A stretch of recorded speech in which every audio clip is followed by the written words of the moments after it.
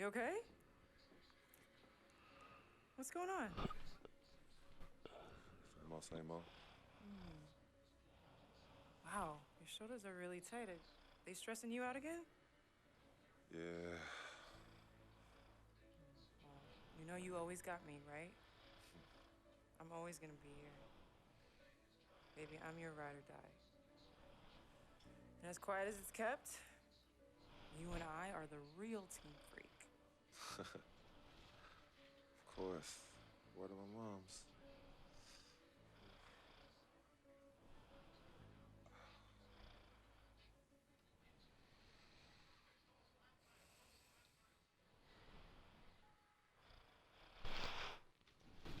I never had this feeling with any other woman in my life. And she gave me a different feeling, which was something I fell in love with. I never asked her to be my girlfriend. It just became that. You could tell when we started falling, like, I get a text message and she's, who's that? And it's just like, oh, so we worried now. Oh, so no more of that? All right, you know what I mean? So that's how I came to agreement. What's different about Yvette? Well, when you could teach me something or give me knowledge about anything, I'm already attracted to you as a person. I love learning, and she was very intellectual, and she's a very strong woman. And in this life, I need a strong woman.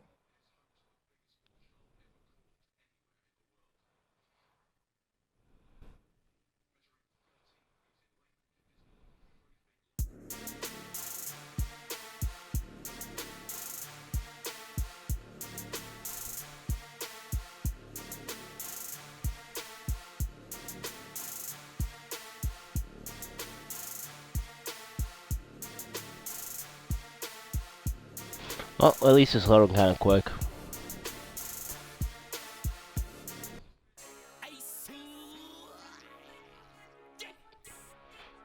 My screen darkened during that. 7 of 8. Pacers. Tough matchup tonight. We could very well end up facing these guys in the postseason. So it's important to learn what we can and show them we're not about to back down. If we get it done here, it'll give us that much more confidence if we see them again. The stakes are raising every day at this point, so I better man up.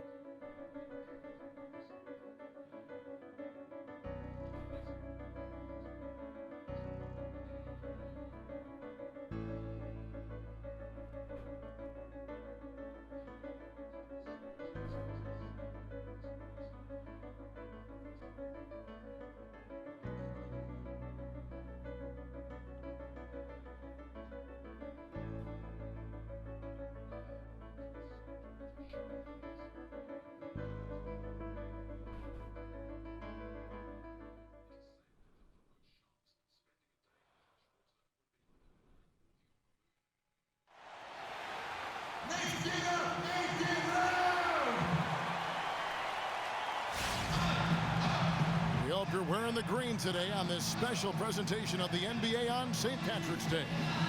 This is Kevin Harlan alongside Greg Anthony and Clark Kellogg. This is the last stop for the Raptors before returning to Toronto.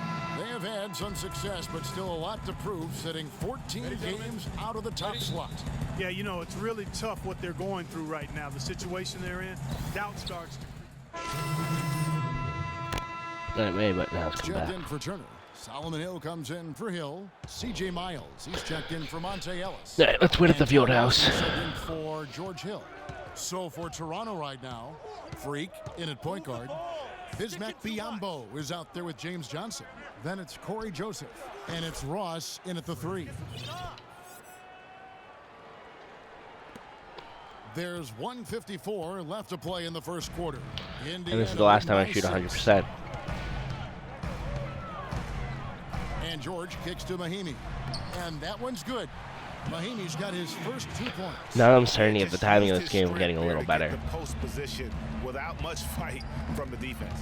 Yeah, I think he's got to do a much better job next time of just bodying up. Get some muscle into him.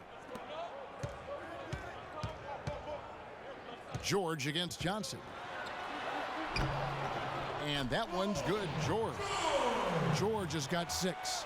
and the defense looks soft early on. They've got to summon up a little more sense of urgency. Yeah, they've got to do And a one. little more to disrupt their offensive rhythm, too. How about the way he's able to angle his body to shield the big fella off and still get the finish? You've got to be clever with your sleight of hand when you get inside and try to finish against the bigger guys. And he made it look easy that time. Toronto shooting their first foul Oh. shot of the night.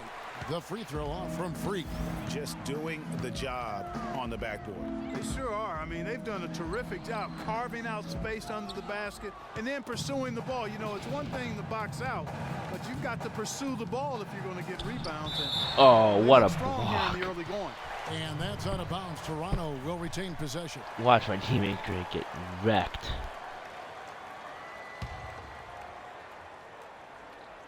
And here are the Raptors now. 8-point game. Three-pointer. It's Yep, hauled in like I by said, last George. time you'll see me shoot Indiana's 100% was that gone first 1 of 3 shot. From beyond the arc so far in the game. Mahinmi kicks to Hill. Looks for Lawson, gets it to him. Good, and it's Hill picking up the assist.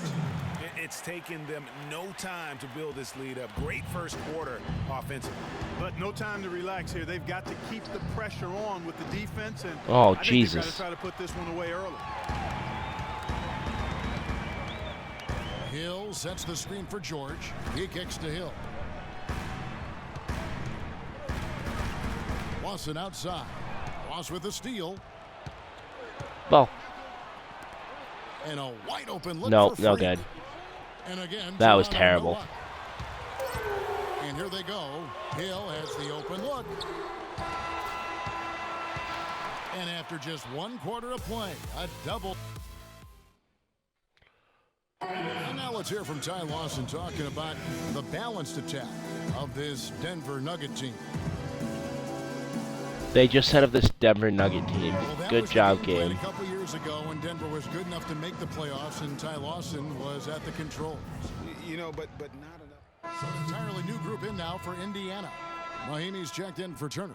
Hill comes in for Hill. George is checked in for C.J. Miles. And Ty Lawson subbed in for George Hill. They've got Ian Mahinmi. Ellis is out there with Lawson. Then it's Paul George. And it's Hill in at the 4 spot. That's the Pacers 5. George passes to Ellis. No, bad Mahinmi block. kicks to George. 5 to shoot. Oh, that's a shooting foul? Down the three-pointer. He'll head to the line. That was garbage. Well, one thing about Ty Lawson is he's very good at attacking the defense. Gets inside without a problem and knows how to set up teammates. And for Lawson, he is great when he attacks. He does obviously create well for his team on drives. Interesting player, certainly, but playing with a team that's growing and pretty young around him. A good point. And, you know, last season, Lawson averaged about 13 points for his team off of his own drives. I mean, that means 13 points a night would be a direct result of him attacking the rim. That's second in the league in a stat that only trailed James Harden. I think that would surprise some people. Yes. You know, Clark, the one thing you can say about Ty Lawson is his awareness around the floor. He's just ubiquitous, and his court vision is incredible. Excellent peripheral vision. He averaged almost 10 assists a game last season. That's the best year of his career thus far. So he picks up just 1 from the line that time. And for Ty Lawson, playmaking isn't a concern. He's got that. His shooting accuracy, though, seems to drop every year. In fact, the last 2 years have been the worst of his career. And let's now go to the sideline. We'll catch up here with Doris Burke. Doris? Well, Kev, Freak in the last matchup against the Bucks made some nice plays. He had 6 points, and he made them pay over and over from the line. A lot of free throws for him. His coach said that this was just the kind of game they needed from him as they make their postseason push. Every contribution helps, guys. What I don't like about this Doris, is that thank you. Well, career guys, stats get you know, he made changed and play after modified play in that because, game. you know, Let's see if he can keep it going tonight. a lot of say games he get does. simmed. I'll bet he goes off again. That's a pretty bold prediction there. I mean, he's going to have to be very, very strong to even come close to dittoing that performance. I don't get why it's Wow, that's doubling up on my really bad smooth take charge finish. attempts That's what for we hits. and they always love seeing him at the end of those breaks. He makes it look fun and easy. Yeah, you know, going back to Lawson's declining shooting percentage, really no apparent reason for it. Last year he launched the fewest threes in his past 4 seasons, but he still couldn't find the rhythm, and it really hurt his team down the stretch. Shot clock and game clock separated by less than 6 seconds. Come on, get in. It's Freak missing. That was not a bad shot. Indiana leading by 13. Here's George. He picked up 12 points in their last win against Boston. And What I time thought is it? the contribution 3:11. he made All by right. just generating contact, getting to the line was outstanding, guys. I mean, he picked up a lot of points. Whew. What a shot! Free points.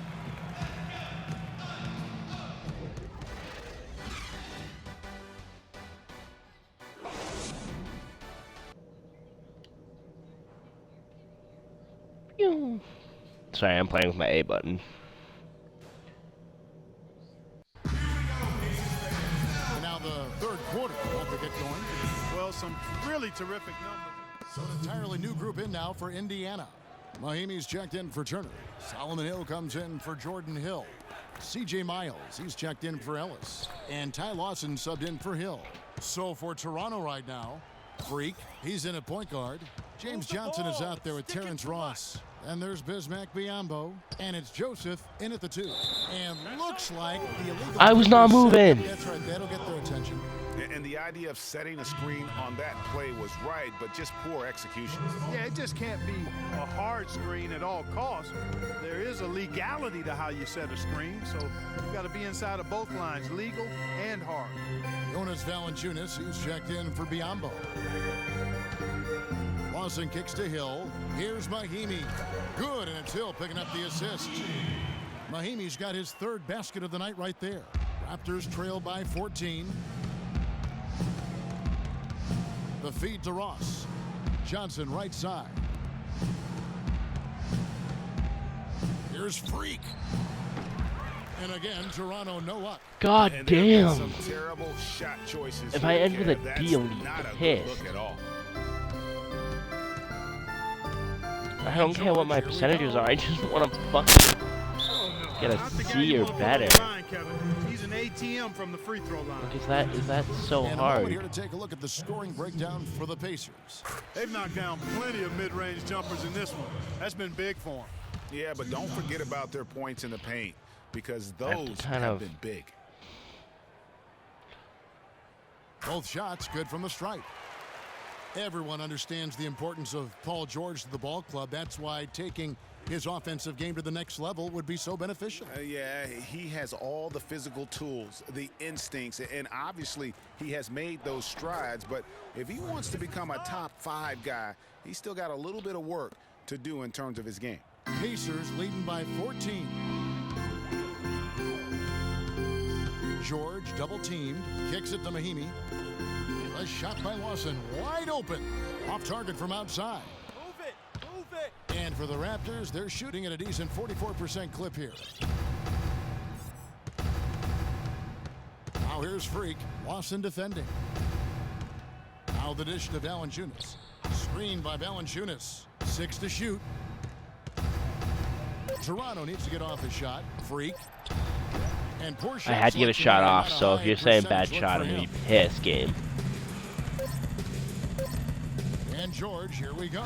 And he goes in for the dunk. Not surprised at all. He's shooting it well and scoring points in bunches. And here, Yeah, I'm ending this game with a D. Fuck me.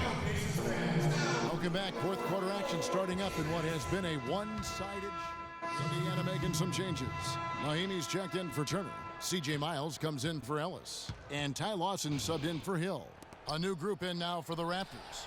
Biyombo, he's checked in for Jonas Valanciunas. Terrence Ross comes in for Damari Carroll. Corey Joseph's checked in for DeMar DeRozan. And Freak subbed in If we're for gonna lose, Kyle we're just gonna Lowry. foul. They've got Hill. Tossing out there with Paul George. Then there's C.J. Miles. And it's Mahimi in at the pivot spot, manning the middle. So that's the group out there for Indiana.